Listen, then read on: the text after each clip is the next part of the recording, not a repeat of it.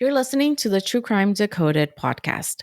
If this is your first time listening, or maybe watching the video version of this podcast via YouTube, welcome. If it's not your first time, thank you so much for being here again. Now, let's get right into today's case. And today we're going to be talking about Angela Craig. Now, Angela was a wife, she was a mother of 6, she was fit, she was vibrant, and she was just 43 years old. On March 18th of 2023, Angela Craig was declared brain dead in a Colorado ICU. Her body shutting down from what doctors would later determine was a rare and deadly combination of cyanide and tetrahydrozoline poisoning, a compound found on over-the-counter eye drops. Now, this week, more than 2 years later, jury selection begins in the murder trial of her husband. Yes, you heard right. Her husband, Dr. James Craig, a prominent local dentist and the father of her 6 children. His charges: first-degree murder, and a chilling string of felonies that suggest Angela didn't just fall ill. She was systematically poisoned. But this story goes deeper than toxicology reports and arrest affidavits. It's a tangled web of lies, secrets, betrayal, and a case that's already being called one of the most shocking acts of medical manipulation in recent history. Angela Craig was no stranger to headaches. Like many working mothers juggling a full house, she dealt with stress, fatigue, and health issues from time to time. But in early March of 2023, something felt different. Angela began experiencing dizziness, nausea, and overwhelming fatigue. She was disoriented and unable to focus. This after drinking a protein shake one morning, one that her husband James Craig made for her. She felt drugged. She even texted her husband from the ER with those exact words: "I feel drugged." Doctors ran tests, but everything came back inconclusive. She was then discharged, only to return twice more, each visit more severe than the last. By the third hospital admission, she suffered a seizure and was placed on life support. Unfortunately, within 72 hours, she was pronounced brain dead. The cause? At first, nobody knew. But it didn't take long for investigators and Angela's loved ones to begin asking the right questions. According to family members, Angela had confided her fears to more than one person.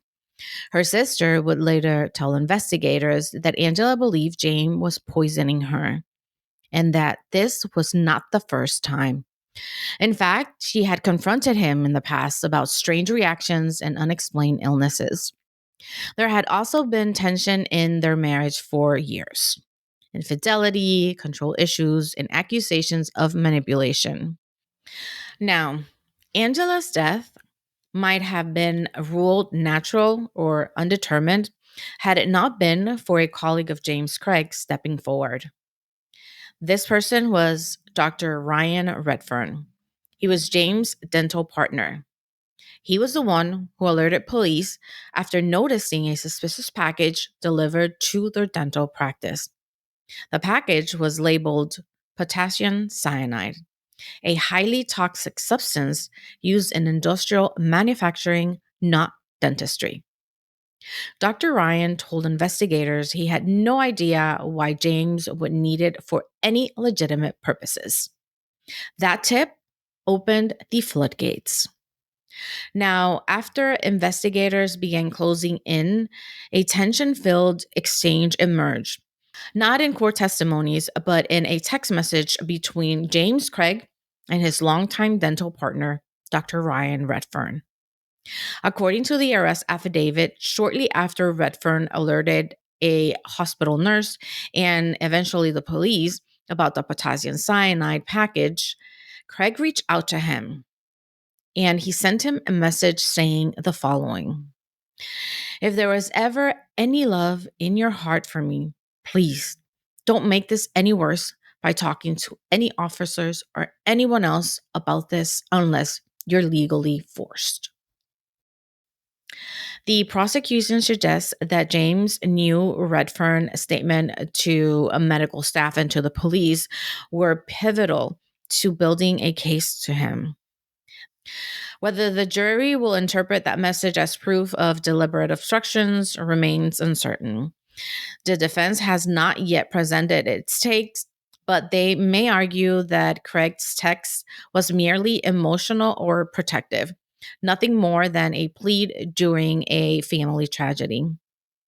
This moment offers a glimpse into the high stakes awareness of Craig and what he may have known and realized how fragile his narrative was and desperate enough to try to contain it. Now, when authorities began examining James Craig's electronics, let me tell you, this was a treasure trove. Craig had an online history. They uncovered disturbing patterns. He had set up a secret Gmail account under a false name, which he used to, let's number them. Number one, order arsenic, potassium cyanide, and oleandrin, all deadly toxins. He used it to conduct searches on how much cyanide it takes to kill someone and undetectable poisoning methods. He also used this email to communicate with a mistress in Texas, with whom he had rekindled an affair. Records also show that James had ordered the cyanide online and had shipped it to his office just days before Angela's final hospitalization. But perhaps most chilling of all were his searches about poisoning timelines. Now, listen to this: how quickly symptoms would appear, and how to make them resemble natural illnesses. Angela never stood a chance. To the public, James Craig was a respectable professional. He ran Summerbrook Dental Group in Aurora and had built a reputation as a skilled and personable dentist. But behind the scenes, his life was unraveling. Financial problems plagued his business, lawsuits, debt, and marital tension that had been simmering for years. According to court documents, James had carried on multiple affairs over the course of his marriage, including one that was active at the time of Angela's death. Now, listen to this. This woman, identified by her initials in court filings, had flown out to visit him in Colorado while Angela was hospitalized. In one email, James wrote, "I feel like I can finally be free now." He allegedly told this woman he was preparing to divorce Angela. But instead of going through a legal separation, prosecutors allege James Craig planned a more sinister exit. Angela's autopsy revealed acute cyanide poisoning as the primary cause of death. In addition, toxicology reports show tetrahydrozoline in toxic quantities. This detail was significant.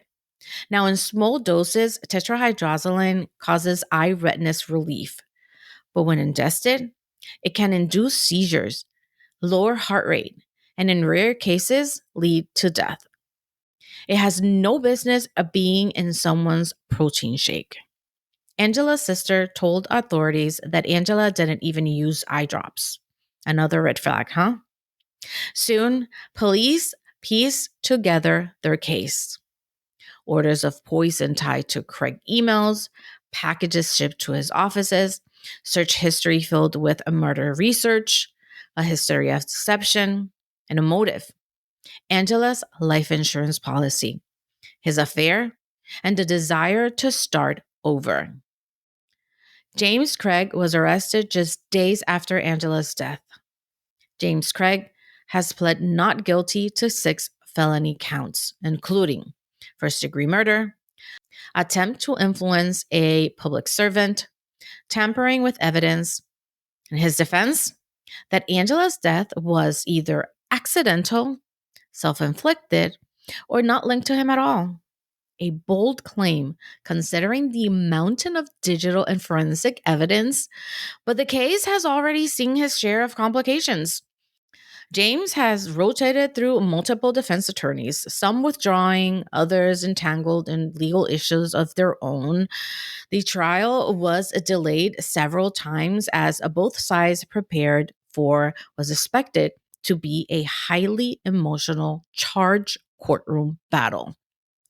Now, this week, jury selection begins, like I mentioned before, and the world is watching. Angela Craig didn't die quietly. Her body screamed for help through seizures, confusion, and collapsing organs. Her family, her friends, and even her husband's colleague stepped up to ensure this case wasn't buried.